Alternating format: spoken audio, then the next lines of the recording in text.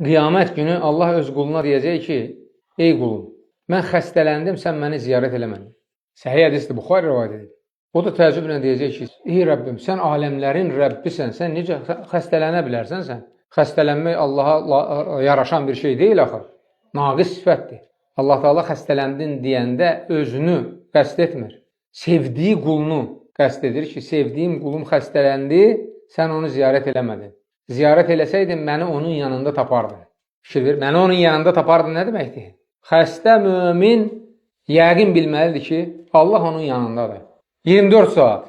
Bax, bu etiqadla o mömin, o xəstə yaşayanda onun heç bir sıxıntısı olmur. O inanır ki, Allah yanındadır.